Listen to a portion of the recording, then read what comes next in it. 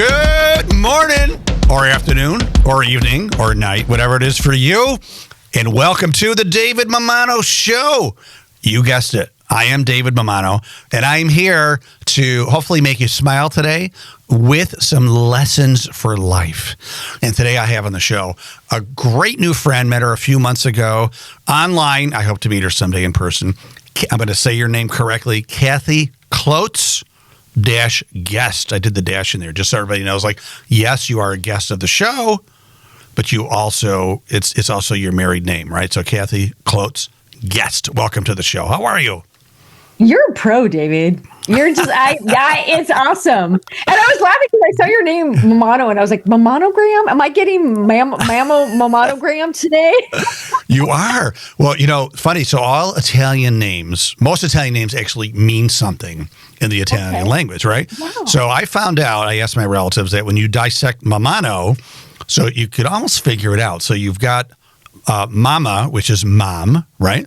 And then you've got the word, most of us know Spanish where we know mano is hand, right? So it's mother hand, mammano, which literally translates in Italian, the hand of a mother, which really means it was the name for a Sicilian midwife. So Sicilian midwives were called mammanos.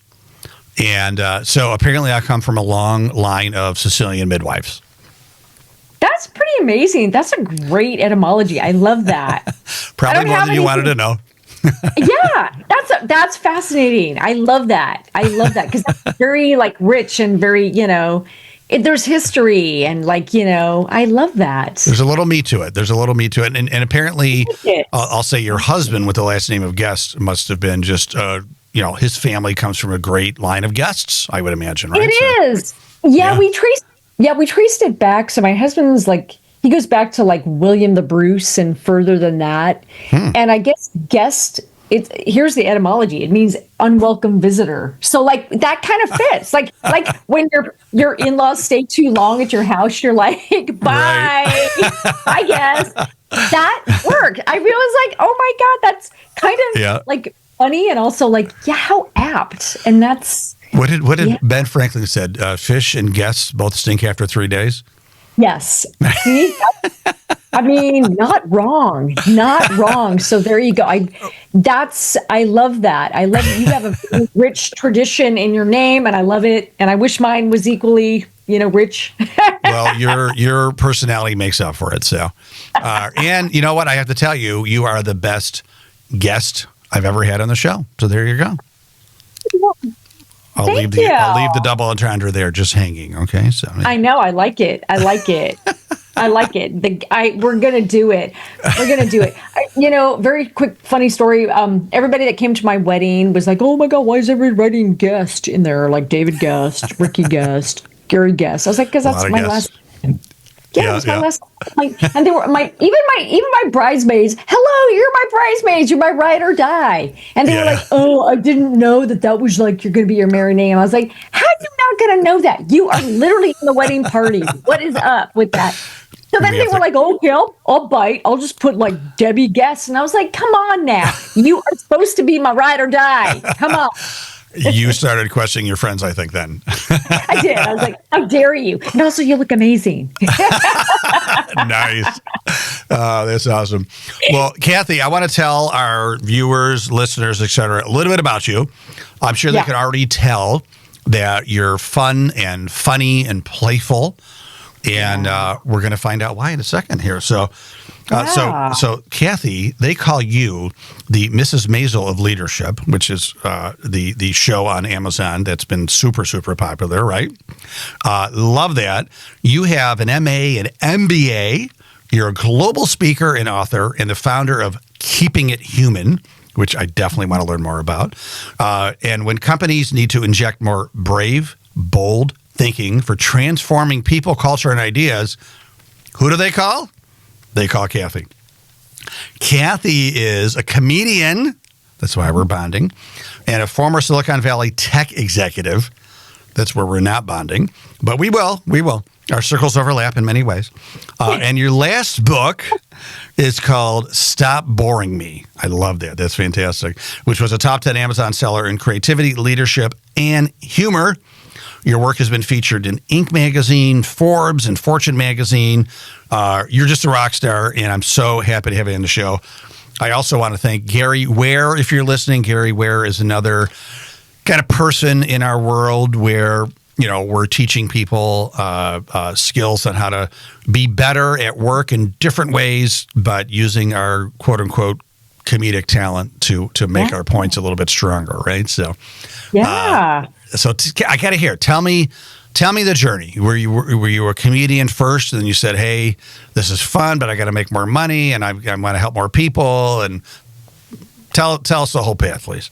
Yeah. You know, it's interesting because it was sort of a parallel path. Like I sort of, you know, I graduated college and I was like, I'm going to do stand-up. And I did. So I, you know, threw myself into like open mic nights right out of college. And then I fell into tech. I sort of fell into tech because that's what happens when you stumble in Silicon Valley. You're like, oh, I tripped. And now I'm in a tech company. Oh my God, there's Apple. There's Google. Oh my God. And so by day I was like doing tech because like that's, you know, you got to make some money. And then at night and then on weekends I was doing comedy. So right about the same time I was parallel pathing for a really long time.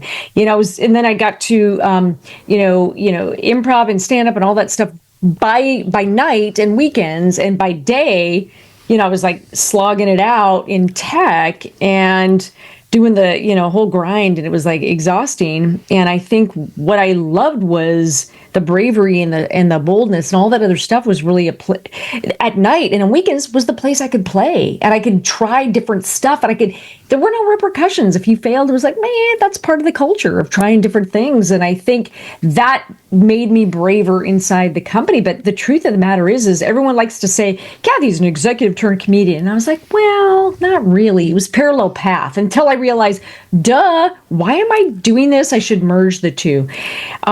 I think that was a weird, awkward sort of, you know, fragmentation, but I think a lot of people feel that way.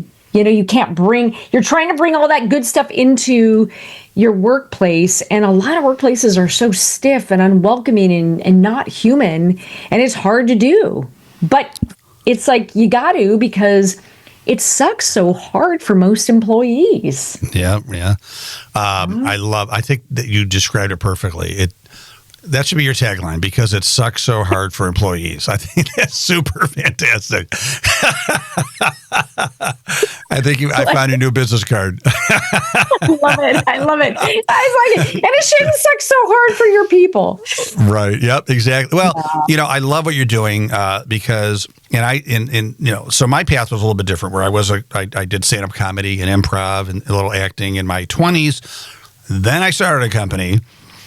For 20 plus years.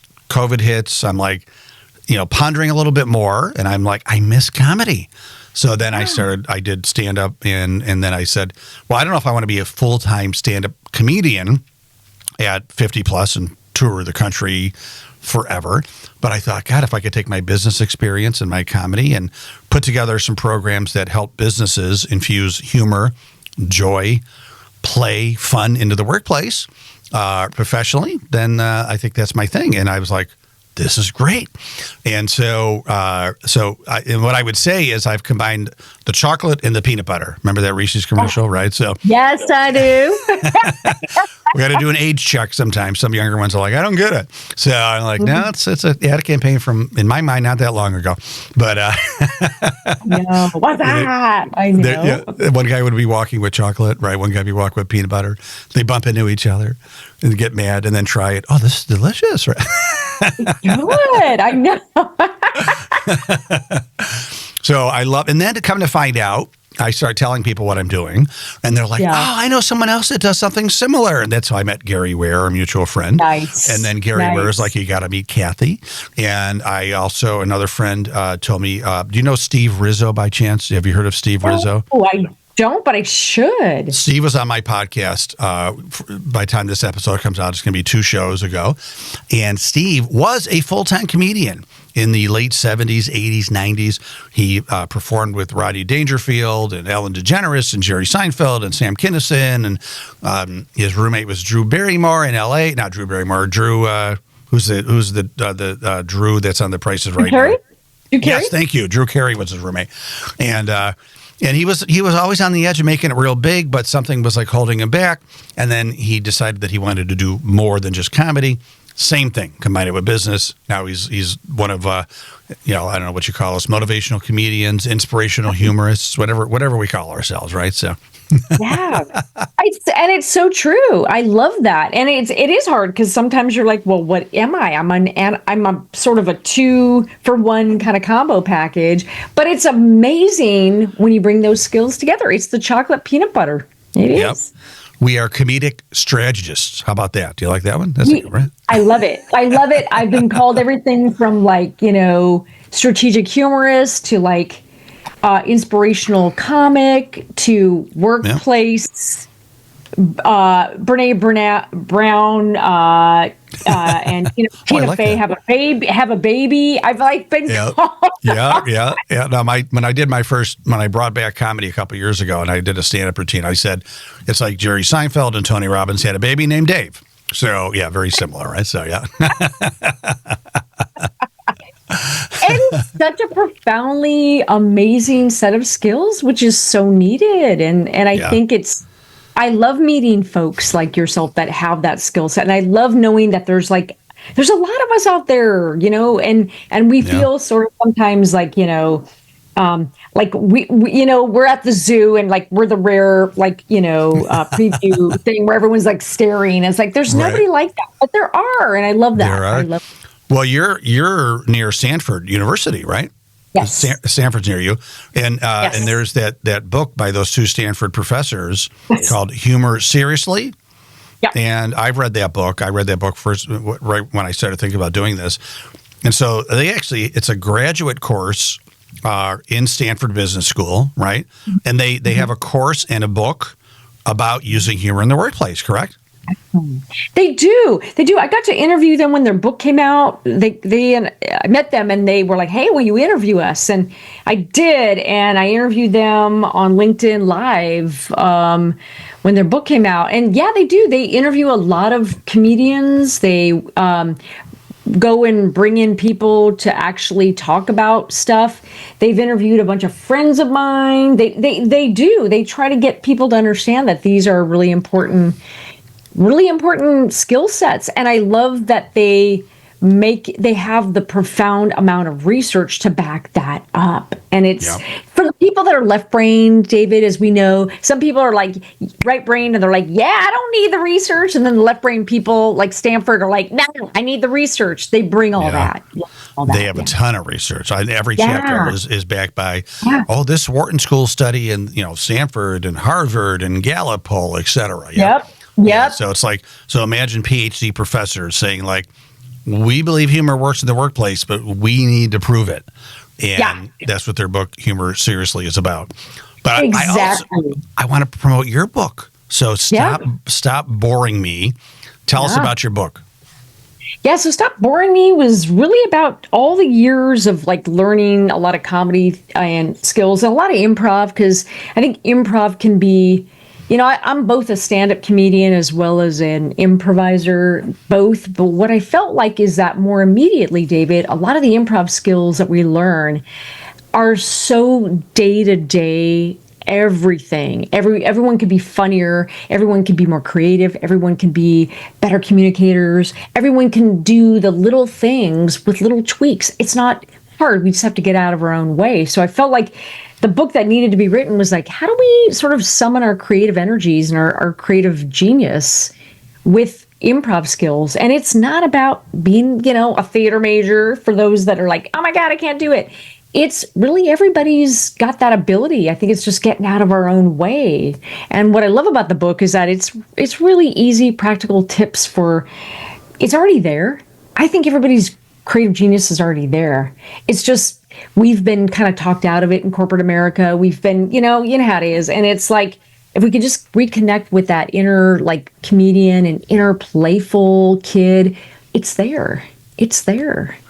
I agree. I think corporate culture today is so predictably boring, right? And it's like, I think people are trying to use more and more fancy words to sound intelligent and important, right? Important, yeah. All these little, almost like trite phrases now, like you gotta roll your eyes, like, oh my God. Yeah. Well, gross. You know what? Let's pin this over here for now, and we'll synchronize later. I'm like, oh my God, I just threw up all over you. But yeah. God. So we're in agreement about that. Now I want to hear more about how you help people in companies create a better workplace. What are without giving away all your secret sauce, but you could give our Mammano family here some tips on how to bring the workplace to the next level with fun and joy and laughter and smiles and all that great stuff. Yeah, well, you're Sicilian, so we got to talk about sauces, right? Yes, a lot of sauce, a lot of secret sauces. Secret sauces. I can't tell you every ingredient. No, then I'd have to kill you. Then I'd have to kill you, bury the body.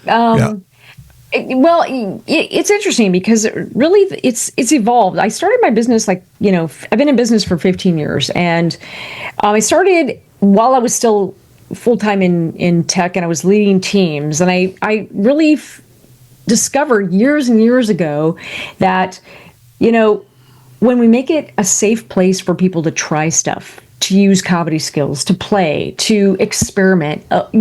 People will make mistakes, but they'll learn and they'll grow and they'll get to the good things at work. And I realized that early on. And I thought, well, gosh, why aren't we leading this way? Why aren't we? It seems silly to me not to. And I get the fear. There's so much fear and rigidity. So what I found was, when I'm working with teams, it's like, how do we build in and bake in from the beginning all these tools? Like, to me, comedy and improv and humor and all these things are not cosmetic. They're like, how do we bake it into how the team operates? Like, the team should operate like, hey, I got your back, like an improv team. It should operate like, we're going to try some stuff. As a leader, look, I'm going to tell you, team, not everything's going to work. And guess what? It's okay. I expect you to try things, to fail. Let's have an open conversation about what to expect and what things you can try. And let's make it safe to take some risks. And so really it was about, how do I create teams that aren't afraid to try things, to experiment, to fail, just like comedians would. We're no different. You and I both know that. We're going to try jokes. We're going to go out there. Some stuff isn't going to work. Guess what? We just rewrite the joke, or maybe if it doesn't work, we do crowd work, and maybe we learn in that exchange what the audience really wanted, and we go back and rewrite stuff. And it's how comics work. We experiment, we try, we reiterate, we go back. Why can't we bring that into our teams? So the way that I really help teams, David, the short of it is, let's have fun. Let's have each other's backs. Let's experiment.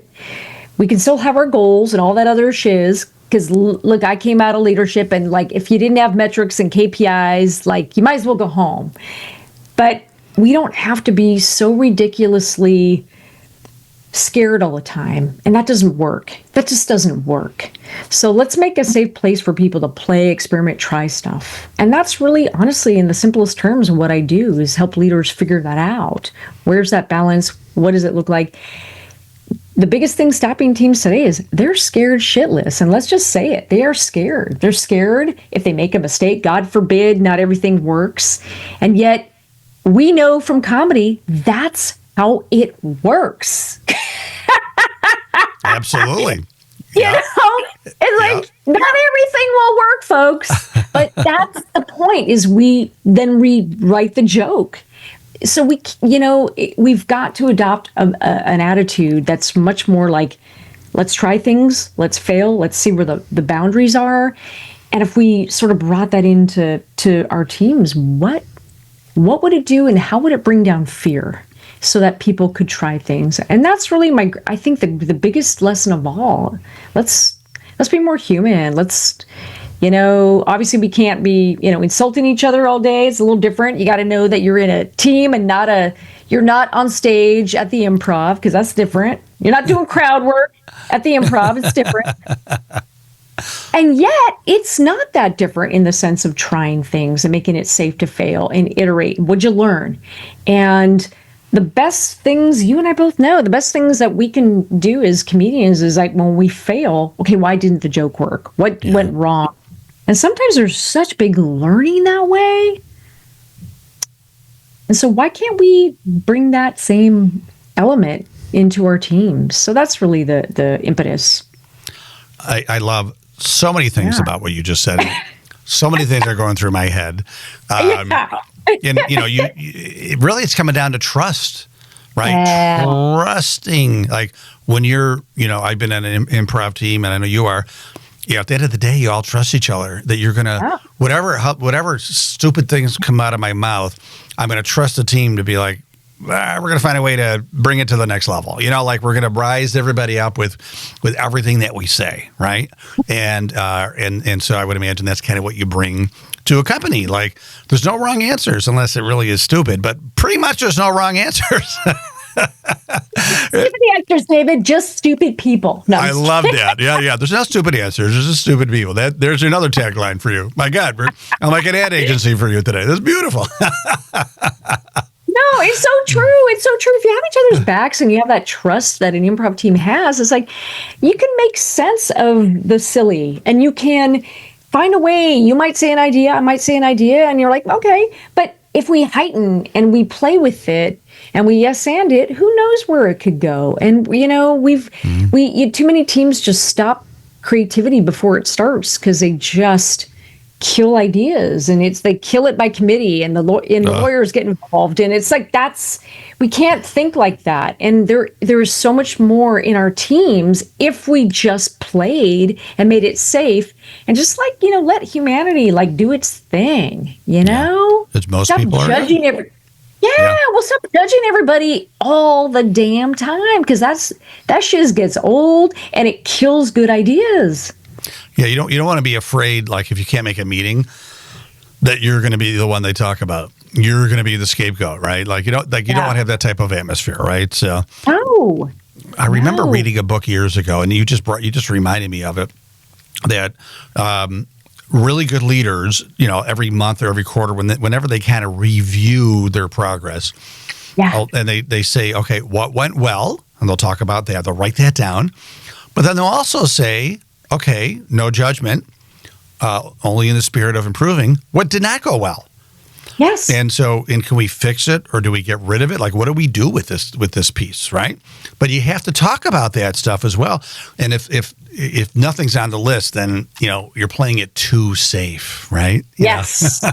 Yes, it's so true. And if you're never taking risks, then you are playing it safe. And that's the thing. It drives me nuts. I had a boss years ago in tech that he was like, God, he was hilarious, because he was like this guy from Alabama. He had a Harvard MBA, but he talked like this. Kathy, the sun can't shine on, hey man, the sun can't shine on the same dog's ass all the time. Do you know what I'm saying, Kathy? And he talked like in country, like aphorisms. And Did he learn that at Harvard, right? Yeah.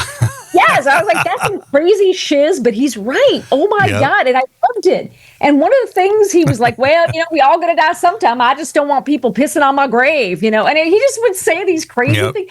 One of the things I learned from him early on, David, was, and it was so brilliant, was he'd go around his direct reports. Every week we had a team meeting of direct reports, and he literally would go around, what did you fail at? What did you fail at? And he held you accountable. And he needed you. And if you said, I didn't try anything this week, he's like, you failed because you didn't fail. You didn't try anything. But what I loved was he'd say, well, this is what I tried this week. And here's what blew up in my face. But he made it safe for everybody to go, yeah, I failed at it and I tried. And he celebrated the try. Yeah. And then afterwards, because he was crazy and I loved it, he, with his cowboy boots and his big hat and his Harvard MBA and his Alabama roots, we'd all sing a song together. And he was like, if you can't sing louder. And he was just, and I loved it. And I took that lesson with me because he made it safe and normalized that your job was to try. And even if you failed, that's okay. What did you learn? It wasn't the failure. It was what did you learn from that? And it was normalized and you were expected. So if you came week after week with nothing, it was like, well, you're not trying anything. And then you failed. And I remember one guy, a fellow guy from Harvard, a Harvard MBA, just like him. I went to Stanford. Hey, Harvard MBA was like, I didn't fail anything. I wasn't taught to fail. And he was like, you failed with that shitty attitude. And he just like read the guy the riot act. And we were like, you tell Mr. Goodhair that, he failed, but he didn't care who you were. In his eyes, everybody was equal, and you had to fail. You had to grow. You had to learn. And honestly, I'd never, David, in my life had a boss like him until I had him. And that lesson was so profoundly different because I'd never had a boss that made it safe to just own your failures like that. That's probably the best boss you ever had. I mean, that's one of the best bosses I've ever heard of. Yeah, that's fantastic. Bar none. Yeah. And it stayed with me because don't we all want a boss like that? That's like, it's okay to fail. What's not okay please fail. Yeah, and it's not okay to not try.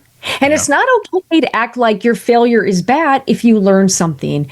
And I really love that he held people to account. And I had never had a boss like that, but it transformed the way that I showed up to my team. So down the food chain to my team, rippled. I was like, it rippled. I was like, what'd you fail at? And we talked about it. And I made it safe for people to fail, to learn, to grow, to bring their learning to the team. And we laughed at it and we supported each other.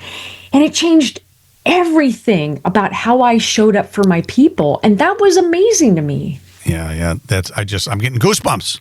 I know, because, who knew? All because a Harvard MBA from Alabama with red cowboy boots and a hat. You need to fail more. Yes, and he would say it in a funny way, and he would make me laugh. Yeah. And you couldn't help but love the guy. You love the guy. That is awesome. It's funny you're talking about this because I just learned something yesterday, and I want to share with you. And you may know this. Are you aware of the lubricant? I'm not being dirty with this.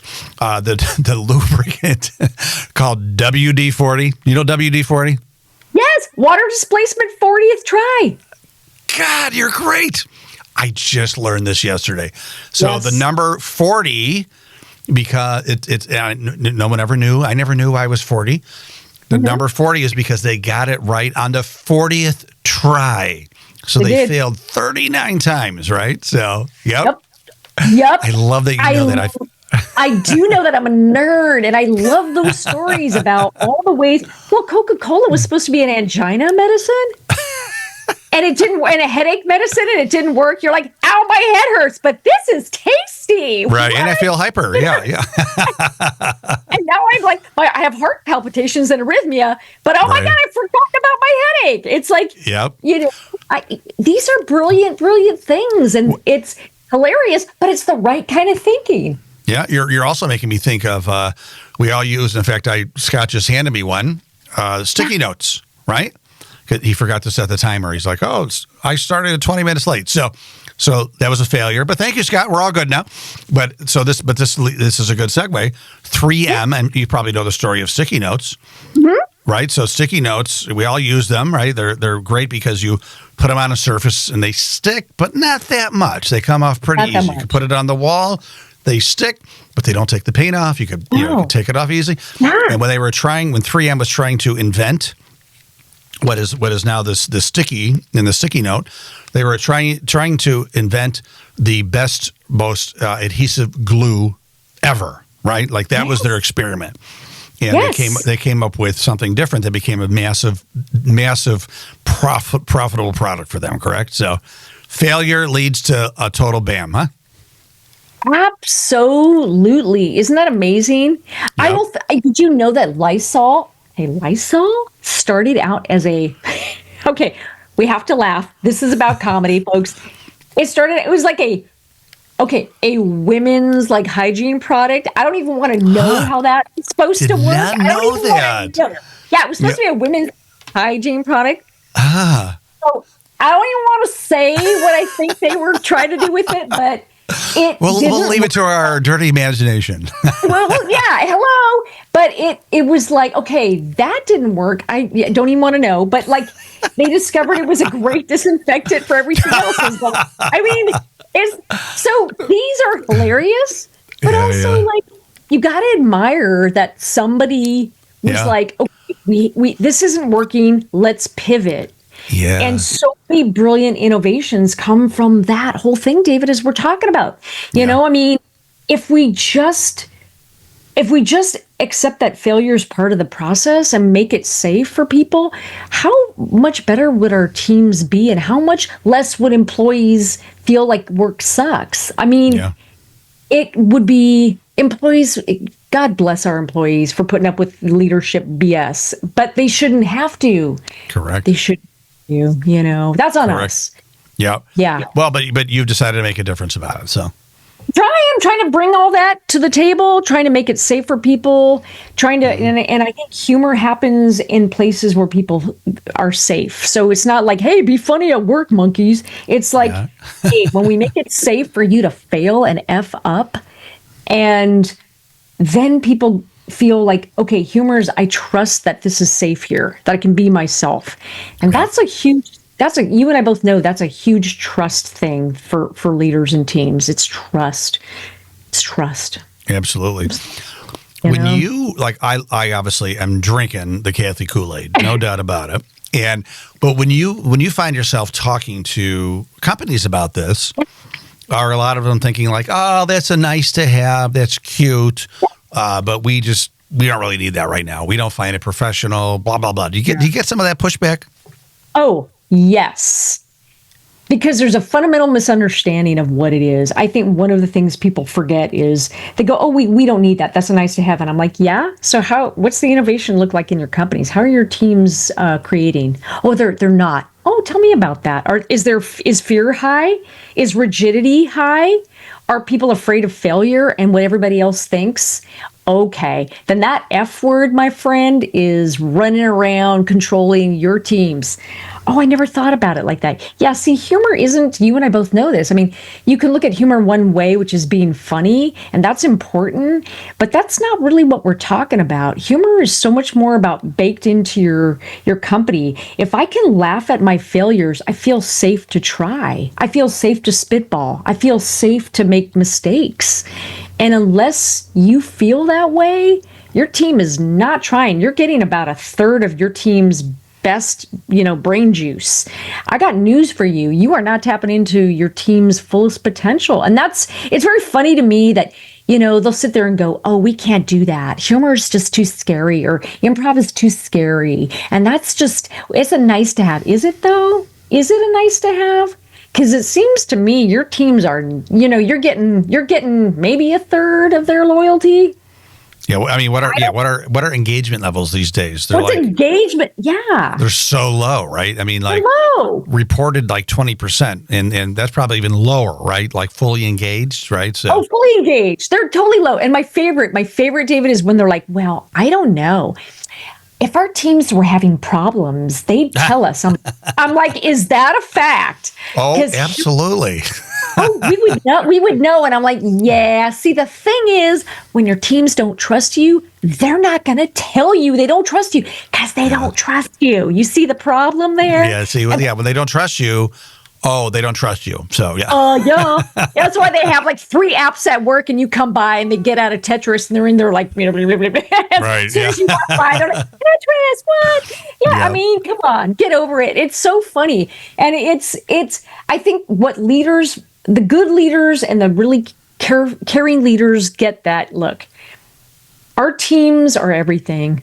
And if their engagement is low, we're not doing something right. So let's just get out of our head and try something that increases trust and safety.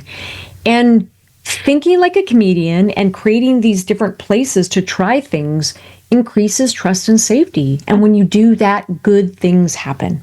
Good things happen. So if you're misunderstanding and you think you're afraid of it, it's because you really don't understand. I would say that humor and comedy and improv and all these things, David, as you and I both know, that's what we label it, but the benefits of it really shift trust and safety. And that is not something you can't dismiss you can't just wipe it away under the rug and pretend it's not happening if people don't trust you. So what have you got to lose? If people have low engagement, they're already leaving your company. So what have you got to lose? Yeah, that's super. That's incredible. Well, and I've had some pushback as well. Like, leadership will say, well, I'm not funny. I'm not a comedian. I'm like, you don't have to be. Do you have a sense of humor? Can you laugh at a good joke? Oh, yeah. Well, that's step one. Okay, we're on the right track, right? Exactly. It's like, we know you're not funny. We've seen the videos. We know. You didn't have to tell me. Yeah. We know. Not a shock. Visible from space, but we know it's okay. I'm looking at this rock, and this rock is funnier than you, but I get it. But do you have a sense of humor, right? Yeah. Can you laugh? Can you laugh and not take yourself so seriously? And I love that, David. I think that's it. Can you laugh? Can you laugh at your mistakes? Can you own your mistakes? And can you make it safe for other people in your team to make mistakes and not hear about it from 20 different people? Yep. That's great. Remember the old-fashioned big speakers? You ever have those big, just like now they're the size of an iPhone, right? But and then you would get a woofer to the speakers. You know what I'm talking about, right? Yeah. Yes. Right. So I feel Mesa Boogie. Remember the Mesa Boogies, the Mesa Boogie, virtual stacks? You could buy these woofers and make it even better. And I feel like 20 years ago we were convincing people that culture was important. Workplace culture strategies was important. Like, you have a culture. It probably sucks, but can we make it a good culture, right? People are like, oh, nice to have. People finally come around and realize, culture is the people. Yeah, it's important, right? And I feel now like what we're doing, humor, levity, fun in the workplace is like the woofer to the culture speakers. That's how I'm feeling right now. Bring it to the next level, right? No, I love it. That's so true. And I anytime I hear woofer and tweeter and subtweeter, I think it sounds dirty. So true. That is really important. I think one of the things, it's comical to me that the thing that could so turn around a culture that we are so afraid of, and yet doing nothing has proven to be a crappy option because your best people are leaving. So literally, the thing that you're most afraid of could be the thing that transforms even a little bit your engagement. And what would a 10%, 15% increase in engagement do for your business? Yeah. If people are afraid now, I'm like, look, your people are already leaving. Because guess what? Laughter has left the building. And when laughter leaves the building, your best people are not far behind. You're hemorrhaging talent. So what does it cost you to just have a few laughs and create a fun place where people, like a bouncy house, where people can bounce back from making a mistake? What does it cost you? It costs you nothing. But the things that really hurt a business, not caring about people, not seeing people, not having their backs, that is already hemorrhaging. But God forbid we try something like fun. And it's like fun somehow is still the bastard stepchild that gets no love. And it's like, I'm sorry, but the leaders are already kind of seen as incompetent. So maybe fun could be the thing that, it seems a little scary, but you've already lost the war for culture and talent. This could only go up for you. And it's hard because you don't want to say it in those blunt terms. But when I see, and especially like in Silicon Valley, David, I see the churn. The war on talent is so pervasive, and that talented employees literally can go anywhere and they get multiple options. They don't need to stay and put up with your nonsense. And that's the thing. Like, you literally need to get out of your own head in your own way, leaders. 100%, 100 million %. It's like, yeah. No, it's just, it just boggles my mind that they won't do things, even though they said the company is hemorrhaging. Why not try it? We got nothing to lose. Maybe stop the bleeding with fun, right? I mean, there's fun and humor and levity, and I mean, all this stuff. It like you said, it can't hurt. I love the way you put it. Just give it a shot, right? You look at when I look at studies of qualities that women like in men, right? Yeah. As the men get older, humor rises more and more, right? So I'm like, oh, good, that's a good thing, right? But but humor, even in dating, even in just relationships, it's so important. Why wouldn't it be important in business as well, right? So. Of course. And I love this study because they never study funny women. They never go ask men, hey, you into funny women? Because men are like, Even my husband gets asked by his friends, okay, Kathy's a comedian, right? Second City, whatever, blah, blah, blah. Is she funnier than you? Well, obviously. Of course. Hello. Hello. And my husband always says, absolutely, she's funnier, which is the right answer. That's why we're still married. But it cracks me up. You're smart man. No, you're so right. We do love it, although it is comical as a funny woman that we never study. Do men love humor in women? That's a whole other thing. Yeah, that would be a good study. I know I do. I know I like to laugh around women. So yeah. I know. It's just it's never studied. It's always been like, it's always been, hey men, if we're funny, can we attract the ladies? So it's always been a very funny thing to me with my background. But yes, indeed. But to your larger point, David, you're so right. It's like we find humor attractive. Humor connects us. We know that. But Robert Half did a study and they found that their best, when they were doing executive recruitment, that their best executives, the ones that were most successful, had a sense of humor. And it was a top 5 trait they sought because they found that the executives that had humor, to your larger point, they were the ones that were most flexible. They could be adaptable when shit went down, and it does. They could ride the wave of uncertainty. They could go with it. They were not easily daunted or knocked off, their path. And that they found a direct correlation between success and ability to not take oneself too seriously. So when I talked with them, they said it is a top 5 trait, and that any executive they recruit that doesn't have a sense of humor usually will not be successful. Yeah, I love that. Well, think of Herb Callagher from Southwest. Yeah. Started an airline when everybody said there's no way. And then for 40 years, he was the only consistently profitable airline ever, right? And what did he do? He led with culture. He led with humor, right? They would have this is back in the day when you could do this, but he would hire pretty stewardesses, and when you would open up your overhead to put your luggage, they would pop out and be like, "Hey, welcome to Southwest," and it was funny. Yeah. And they sing when they're on the microphone giving instructions, and it's fun. They make you laugh, so. Make you laugh. I heard Herb Kelleher speak at Stanford, and he said back in the day, you're so right, David. And this is an important point. He said, look, I can teach people the ins and outs of business, but I cannot teach them to be kind, compassionate, to be good people. And I will hire for that and humor, and I can teach them the other skills. So he really made a point, which resonated so much for me. It was like, I hire people who have people skills. I can teach them the business stuff, but if I hire business people, I can't teach them the funny skills. I can't teach them to care about people. I can't teach them empathy and compassion. So he always said, hire first for people skills, teach the business stuff second. And I thought, and this was me in business school, hearing him talk about that. And I went, yay!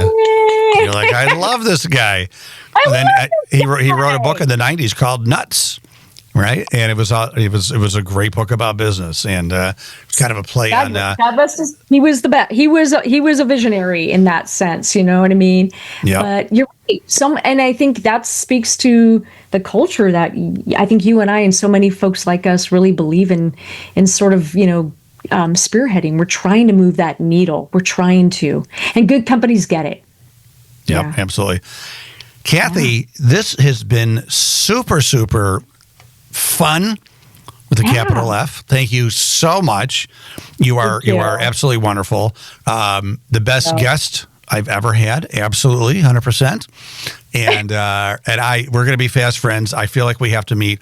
I want to someday, and we were talking about it before, I do want to plan a national conference with people like us, right? Just all day of laughing and learning, and just get a bunch of motivational comedians to do something like that. So I'm going to follow up on that someday. We're going to get that going. But if I'm ever in Northern California, I'm coming to visit you. All right. Please. Oh my God, it would bring me such joy. And you're like my brother from another mother. So I get it. And absolutely. We're already related. So I look forward to like arguing at the holidays.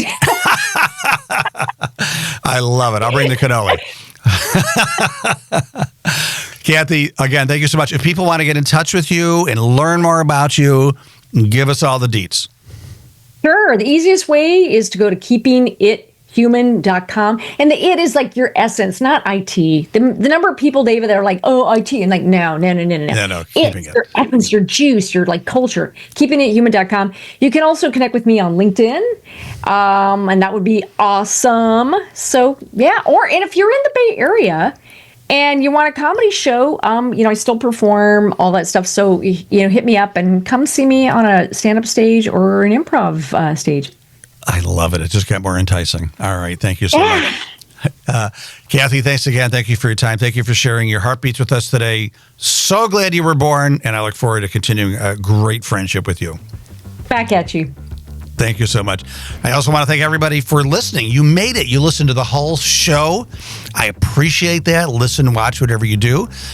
Spread the good word. If you love what we're doing, and I know you do, share this, email this, talk about it. We would really appreciate it because the more people that we make smile, the more people we can help. I really appreciate that. So thanks, everybody. Make sure to have a great day and stay awesome.